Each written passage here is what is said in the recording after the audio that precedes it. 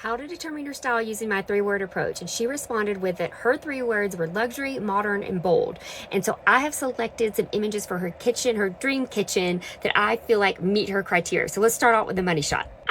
Okay, so why is this the money shot? Let's break it down. Well, first of all, your marble is not only bold, it's luxurious. It's the statement piece because it's so incredibly expensive. Obviously, it's not a main material. It's completely unique, every slab that is cut. Also, the modern comes from the light fixture. And then something else is really interesting about this particular inspiration image is the molding in the room. While it's not modern, it is absolutely luxurious element because it's all handcrafted wood. And so layering these types of different design styles also elevates the room. Let's dissect this example. The modern light fixture, check. Also, it's not competing with the focal point, which is the marble countertop and backsplash. And the cabinets are very simple.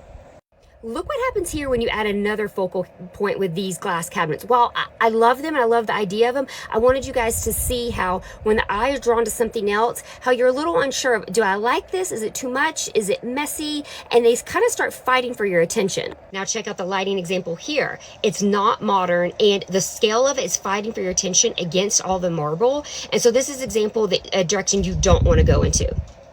So let's circle back to what you do want to do. So there are two elements here. Obviously the stone, this isn't marble, but you see that it's the boldness, it's the statement piece. And then the cabinets are plain, but they're very similar. So it's not different styles of cabinetry. So it's not fighting for your attention. And then the very modern, clean light over the countertop is perfection. And I wanted to show you a darker example that you could do as well.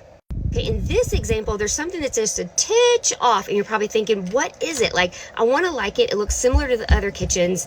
And let me point out, make sure you draw your attention to the hardware in the cabinets. Now look at this example, no hardware.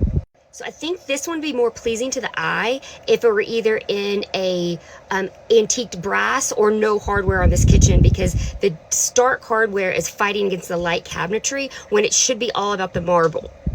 Okay, so what did we learn here? It's a hard pill to swallow, but what we learned is if you want something bold and luxurious looking, you need to pick one element to be that. If you go with your favorite cabinets, your favorite hardware, your favorite backsplash, you're not going to be happy with your room, which sounds crazy to say, but the other elements have to be calm and not competing with it. So pick one bold element, and that's all you're going to focus on.